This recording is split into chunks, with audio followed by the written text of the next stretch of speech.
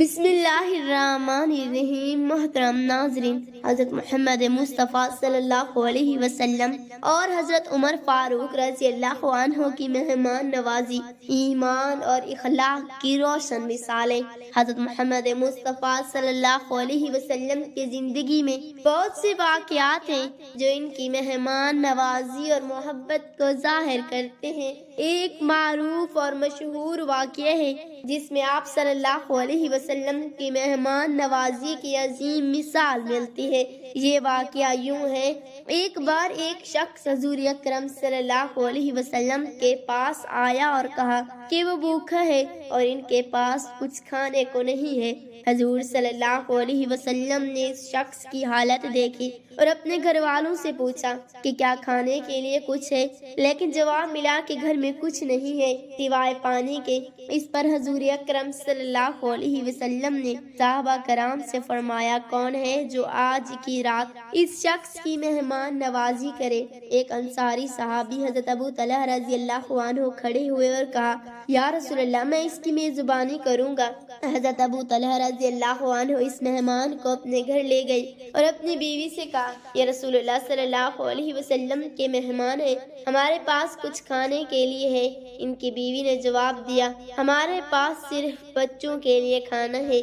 حضرت ابو طلحہ رضی اللہ عنہ نے کہا، بچوں کو بہلا دو اور جب مہمان کھانا کھانے بیٹھے تو چراغ بجھا دو تاکہ مہمان سمجھے کہ ہم بھی کھا رہے ہیں، حالانکہ ہم بھوکے رہیں گے۔ انہوں نے ایسا ہی کیا اور مہمان نے پیٹ بھر کر کھانا کھایا جبکہ میزبان خود بھوکے رہے۔ اگلے دن جب یہ واقعہ حضور اکرم صلی اللہ علیہ وسلم کے سامنے آیا تو آپ صلی اللہ علیہ وسلم نے فرمایا، اللہ نے تمہارے اس عمل کو پسند فرمایا اور اس پر خوش ہوا۔ حضرت عمر بن خطاب رضی اللہ تعالی عنہ کی زندگی میں ایک بہت مشہور واقعہ ہے جو ان کی مہمان نوازی اور عدل و انصاف کی اعلیٰ مثال پیش کرتا ہے۔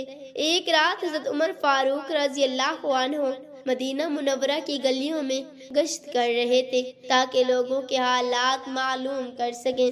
دوران گشت انہوں نے ایک گھر کے باہر کسی عورت کی آواز سنی جو اپنے بچوں کے ساتھ بات کر رہی تھی۔ حضرت عمر رضی اللہ عنہ قریب گئے اور دیکھا کہ عورت ایک دیگچی میں پانی بھر کر چولہے پر رکھ رہی ہے جبکہ بچے رو رہے ہیں۔ حضرت عمر رضی اللہ عنہ نے پوچھا کہ کیا مسئلہ ہے؟ عورت نے جواب دیا کہ بچے بھوکے ہیں اور میں انہیں بہلانے کے لیے خالی دیگچی میں پانی بھر کر پکا رہی ہوں تاکہ وہ یہ سمجھیں کہ کھانا پک رہا ہے اور اسی طرح وہ سو جائیں۔ حضرت عمر فاروق رضی اللہ عنہ نے یہ سن کر بہت افسوس محسوس کیا اور فوراً بیت المال گئے۔ وہاں سے حضرت عمر فاروق رضی اللہ عنہ نے ایک بوری آٹا، کچھ کھجوریں اور گھی لیا اور اپنے کندھے پر اٹھا کر اس عورت کے گھر کی طرف چل پڑے۔ حضرت عمر رضی اللہ عنہ کے ساتھی نے ان سے کہا کہ وہ ان کے لیے یہ بوجھ اٹھا لیں، لیکن حضرت عمر رضی اللہ تعالی عنہ نے جواب دیا، قیامت کے دن میرا بوجھ کون اٹھائے گا؟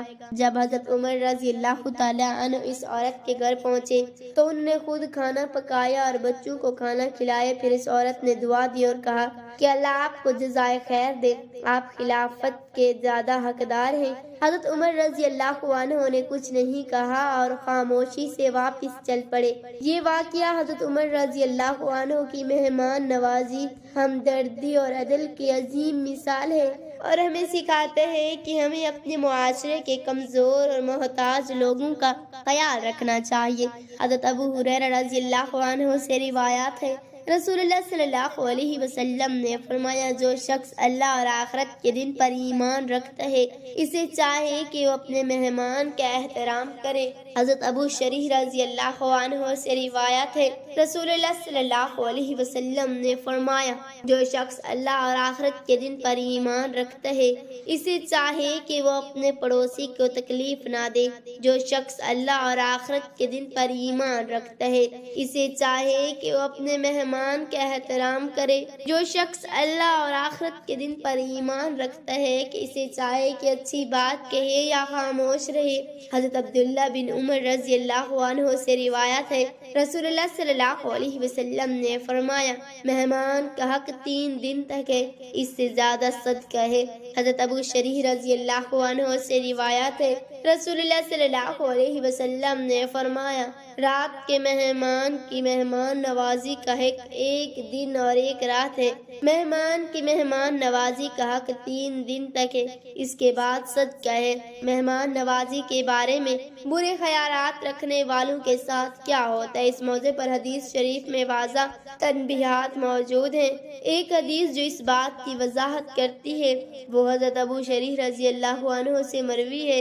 حضرت ابو شریح رضی اللہ عنہ بیان کرتے ہیں کہ رسول اللہ صلی اللہ علیہ وسلم نے فرمایا جو شخص اللہ اور آخرت کے دن پر ایمان رکھتا ہے اسے اپنے مہمان کی عزت کرنی چاہیے۔ مہمان کی عزت اور خدمت کرنا ایمان کا حصہ ہے۔ مہمان نوازی کا حق 1 دن اور 1 رات ہے۔ مکمل مہمان نوازی 3 دن تک ہے۔ 3 دن کے بعد مہمان نوازی صدقہ شمار ہوتی ہے۔ مہمان کے لیے مناسب نہیں کہ وہ اتنی مدت ٹھہرے کہ میزبان کو پریشانی میں ڈال دے۔ اگر کوئی شخص مہمان نوازی کے بارے میں برے خیالات رکھے یا مہمان کو بوجھ سمجھے تو اس کے ایمان اور آخرت پر بڑا اثر پڑتا ہے۔ مہمان کو پریشان کرنا یا اس کی عزت نہ کرنا اسلامی تعلیمات کے خلاف ہے۔ اس حدیث سے یہ بات واضح ہوتی ہے کہ مہمان نوازی نہ صرف ایک سماجی فریضہ ہے بلکہ اسلامی تعلیمات کا بھی اہم جزو ہے۔ مہمان کی خدمت اور عزت کرنا ایمان کی نشانی ہے اور مہمان نوازی کے بارے میں برے خیالات رکھنا ایمان کی کمزوری کی علامت ہے۔ اسلام میں مہمان نوازی کو بہت اہمیت دی گئی ہے اور اسے نیک اعمال میں شمار کیا جاتا ہے۔ حضرت محمد صلی اللہ علیہ وسلم نے فرمایا کہ جو شخص اللہ اور یوم آخرت پر ایمان رکھتا ہے اسے چاہے کہ اپنے مہمان کا احترام کرے۔ جو شخص مہمان نوازی نہیں کرتا اس کے بارے میں اسلام میں کوئی مخصوص سزا کا ذکر نہیں ہے مگر یہ کہ عدم مہمان نوازی کو اچھا عمل نہیں سمجھا جاتا اور یہ اخلاق کی کمی کا عکاسی ہے۔ مہمان نوازی سے برکت اور رحمت آتی ہے اور یہ اللہ تعالیٰ کی رضا کا باعث بنتی ہے۔ اگر کوئی مہمان گھر آ جائے چاہے وہ دوست ہو یا دشمن، اسلام میں اچھے اخلاق اور حسن سلوک کی تعلیم دیتا ہے۔ ہمیں چاہے کہ ہم اپنے مہمان کا احترام کریں اور اس کے ساتھ اچھا سلوک کریں، خواہ وہ دشمن ہی کیوں نہ ہو۔